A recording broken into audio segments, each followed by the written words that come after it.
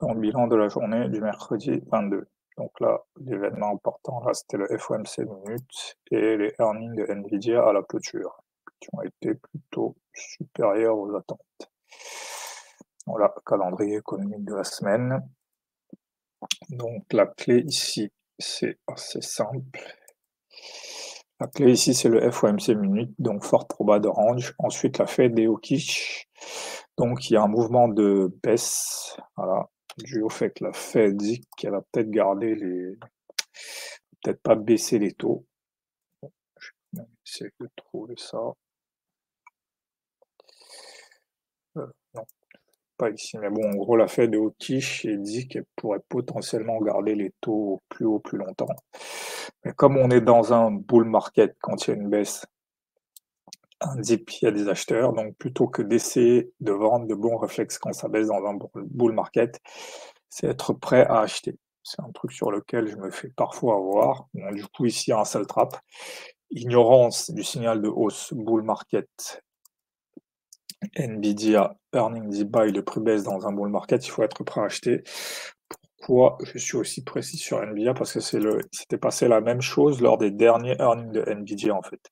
Il y a juste avant les earnings, il y a une forte baisse, voilà. On peut penser que finalement, il va y avoir un reversal ou une grosse baisse, et là, juste après les earnings, il y a un full run, en fait. Et c'est exactement la même chose qui s'est passé, mais j'avoue que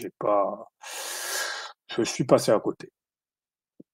Donc ici, j'aurais été tenté d'acheter ici, mais c'est pas la bonne chose à faire. FOMC minutes, il faut attendre le premier reversal, c'est ça la stratégie.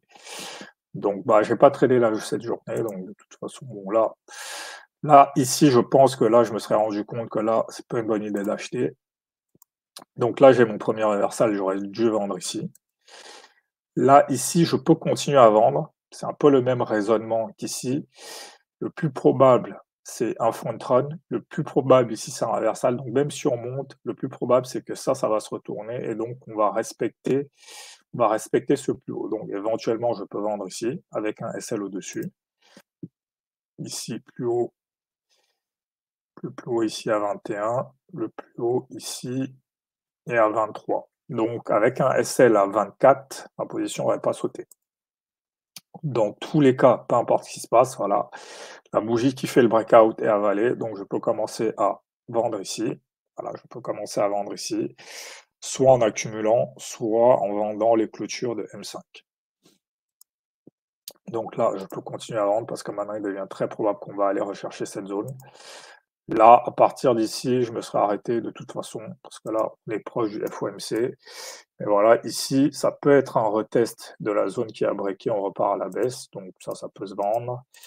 Après là, j'avoue que je comprends pas trop pourquoi le marché s'est mis à baisser avant le discours de la Fed, mais de toute façon, ça, j'aurais pas tradé. Mais ça peut se vendre, mais non, j'aurais pas vendu. Voilà, et c'est ici que ça se passe en fait.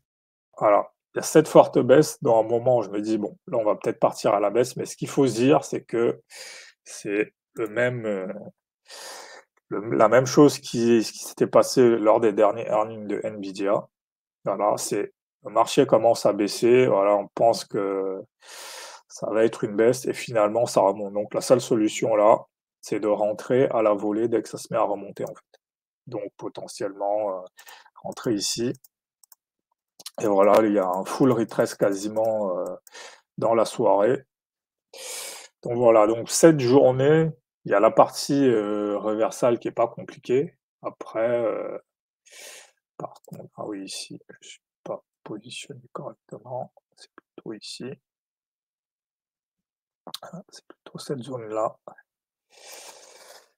Donc voilà, si je regarde ici en M1, voilà, les moments faciles, c'est ici. C'est sur le double top ici sur le rêve H. Donc à partir de là, même en M1, je peux pas accumuler ici dans cette zone. Voilà. Toutes ces petites bougies M1, je peux en accumuler avec un SL ici. Donc par exemple, si je vends ici 19, bon SL et j'ai un SL de 10, donc si 19, et si on revient, ouais, j'aurais peut-être pas eu un RR de 1, mais voilà.